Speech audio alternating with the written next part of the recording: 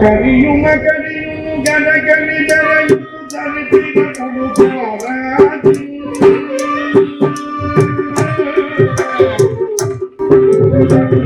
కరియుమ కరియుము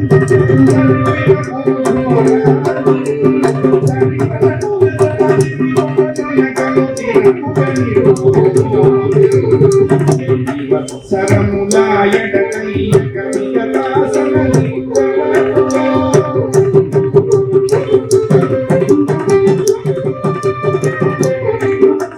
సరములాయడకయ్య కవియదాసనని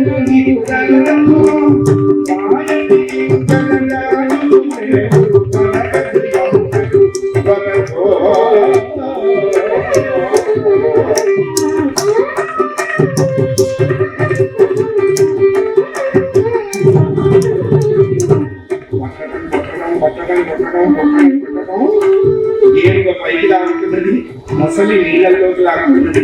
ఎన్ని రోజులు జరిగిందండి భయంకరమైన కరిమకరుల సంగ్రామము అంటే?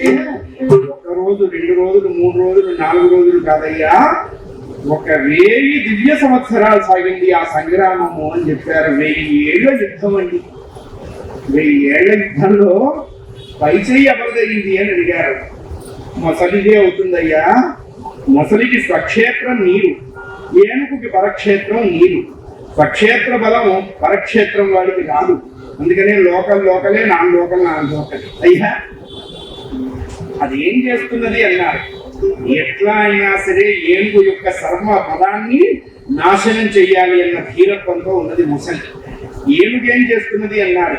దీని యొక్క గర్వాన్ని అణిచి నా వైభవాన్ని భార్యలకు చూపించాలి అనే దిశతో ఇది కూడా ఉంది.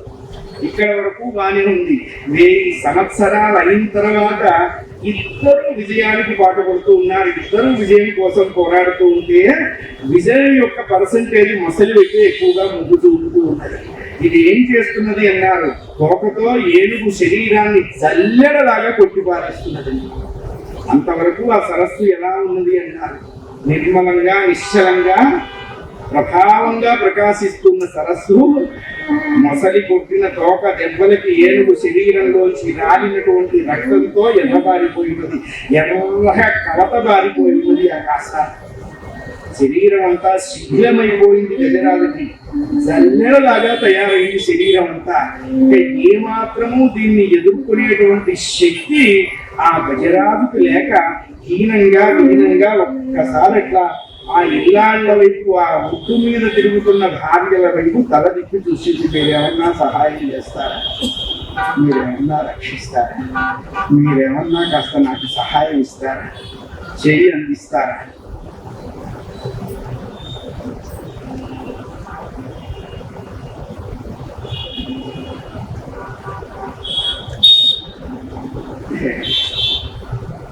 ఆత్మనస్తు సర్వకామాని ప్రియం భవతి. ఉపనిషత్తు చక్కగా చెప్పింది. ఎంతటి వాడైనా ఫస్ట్ టాప్ 10 ప్రియారిటీలో వాడి ప్రియారిటీ చూసుకుంటాడు. అది తాకిన తర్వాత మిగతా వాడు. చుట్టాలు దొంగలు, సుతులు రుణస్థులు, కాంతలు సంసార కారణములు అని చెప్పారు భాగవతుడు. ఎందుకంటే చుట్టముల మీద భ్రమదీసి చూరబెట్టి సంతతము నిమ్ము నమ్ముటే సార్థకంబు భూషణ వికాస శ్రీధర్మపుర నివాస దుష్ట సంహార నరసింహ దురిత దూర. వీళ్ళు ఎంతవరకు వస్తారో అన్నారు. ఎవ్వరికీ ఎప్పుడూ రాలేదు. మహా వస్తే ఎవరు వస్తారన్నారు. గడప దాకా భార్య వస్తుంది అన్నారు. కపాల మోక్షం అయ్యేంత వరకు కొడుకులు వస్తారు అన్నారు. అయిన తర్వాత బావి దగ్గర స్నానం చేసేందుకు బంధువులు వస్తారు అన్నారు. ఇంటికి వచ్చిన తర్వాత వంకాయ కూర చేశారా, దోసకాయ పప్పు చేశారా, మజ్జిగ పులుసు ఎదురు పెట్టలేదో నేడుస్తారు. వాడు చచ్చినందుకు ఏడవలా, వంకాయ కూర చేయనందుకు ఏడుస్తున్నారు. లోక లక్షణం అంతే. ఎవరిని కాపాడేవాళ్ళు లేరు. ఒక పడిపోయే శరీరం వాడు ఇంకో శరీరాన్ని నిలబెడతాడు అన్నది చాలా అస్పష్టము. కాయకు చెట్టు ఆధారం అవుతుంది కానీ ఇంకో కాయ ఆధారం కాదు, ఇంకో కొమ్మ ఆధారము కాదు. జీవులకి పరమాత్మ మాత్రమే ఆధారం అవుతాడు, మిగతా ఎవ్వరూ ఆధారం కాదు. పరమాత్మ ఒక్కడే జీవుల యొక్క శ్రేయస్సును గుర్తించేటువంటి వాడు. అందుకనే మిగతావన్నీ విధిగా చేయమన్నారు, భగవదాశ్రయం ధర్మంగా చేయమన్నారు. అంటే మనకి అది కాన్వర్ట్ కాదు, లేదు. మనం పరమ పురుష గోవింద రాఘవ పద్మనాభ శౌర్య పరమ పురుష గోవింద రాఘవ పద్మనాభ శౌర్య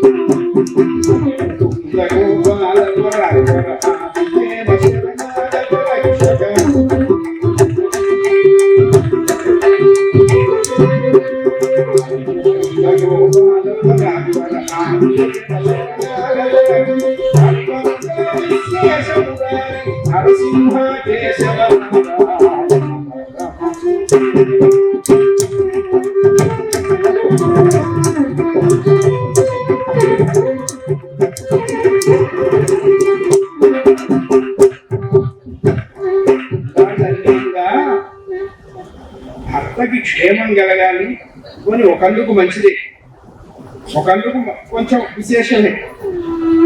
ఆయన 10 లక్షల కోట్ల ఆరయేనుగుల్ని కట్టుకున్న నీకే దిక్కు లేకపోతే ఇప్పుడు మేలు నీళ్ళల్లో వెదిగామనుకో, క్యాండిడేట్లు బాగున్నారే అంటూ ఇది మా వైపు వచ్చిందనుకో, నేనేం చెయ్యాలి? వదిలి ఆయన సారీ ఏమనుకోవాక, don't worry, be happy, will meet later, నువ్వు బ్రతికుంటే మళ్ళా కలుద్దాం. దిగి మా శరీరాలు దానికి అప్పచెప్పండి, మమ్మల్ని క్షమించు అని భర్తని రక్షించలేని తమ దుస్థితికి కొంచెం లోపల ఏడుస్తూ ఉన్నాయన్నారు. అంతవరకు పర్వాలా, అంతవరకు పర్వాలా, ఇంకా పోలేదా అనక ఏడుస్తుంది. చూశారు చూడండి, ఇక్కడ మొదట్లో పోతన గారు మంచి మాట చెప్పారు, ఇక్కడ ఇంకో మాట చెప్పారు. ఈ రెండు మనం కలుపుకోవాలి. 10 లక్షల కోట్ల ఆరయేనుగులతో ఇది అరణ్యంలోకి వస్తున్నప్పుడు ఆయన మాట చెప్పారు, వాడి గృహస్థు భార్యామోహము వానికి కడుమెండు అని చెప్పారు. ప్రతి గృహస్థికి గృహం మీద వ్యామోహం ఉంటుంది, అదే వాడికి తప్పే లేదు. ఇక్కడ ఇంకో మాట చెప్పారు వ్యాసుల వారు, ఇలా చూసేటప్పటికల్లా తను పెట్టిన చెరుగడలు తిన్నాయి, తను ఇచ్చిన జొన్న కంకులు తిన్నాయి, తన చేత బాగా విసిరించుకున్నాయి, అది నోరు కట్టుకొని వాళ్ళందరినీ పోషించింది. అందుకనే భార్య పుణ్యంలో భర్తకి భాగం లేదు. అది అక్కడ ఇండివిజువల్ అకౌంటింగ్, నారీ శక్తి స్త్రీ శక్తి అన్నారు కదా. భార్య పాపంలో మగవాడి అకౌంట్కి ఆన్లైన్గా వచ్చేస్తుంది, అందులో అనుమానం లేదు. భర్త పాపంలో భార్యకి భాగం లేదు, భర్త పుణ్యంలో భార్యకి భాగం. చూడండి, ఇంకా ఇంత ఇచ్చినా పురుషులు దుర్మార్గులు మమ్మల్ని హింసిస్తున్నారు, వీళ్ళ మీద డొమెస్టిక్ కేసులు, నాన్ వైలెన్స్ కేసులు, నాన్ బెయిలబుల్ కేసులు, ఆ సంఘాలు ఈ సంఘాలు, బోలెడు సంఘాలు. కొంపలో సరిగ్గా ఇద్దరు బియ్యం అన్నం వండవటం చేతగాని పడతా సంఘాలు పెడుతున్నారు. ఎందుకంటే సంఘాలు అయితే అన్నాలు వెళ్ళిపోతున్నాయి, కొంపలో ఎందుకు అన్నం వండుకోవటం అని చెప్పాక ఇంతమంది ఇలా తన చేత ఇన్ని ఉపయోగాలు పొంది తనకి ప్రాణోత్క్రమణం జరుగుతున్నప్పుడు కనీసం ఒక్కళ్ళు సహాయం చేస్తామని ముందుకు రాలేదు. ప్రపంచం ఇలాగే ఉంటుంది, ఎవడో నిన్ను రక్షిస్తాడనేటువంటి పిచ్చి భ్రమలు ఉండవాకరా. నిన్ను ఎల్లప్పుడూ రక్షించేటువంటి పరమాత్మని శ్వాసకాలం కూడా విడిచిపెట్టి ఉండవద్దు అని చెప్పింది ధర్మశాస్త్రం. నీ శ్వాస వదిలితే వదిలావు, శ్వాస వదిలేంత వరకు భగవంతుడిని వదిలిపెట్టవాక.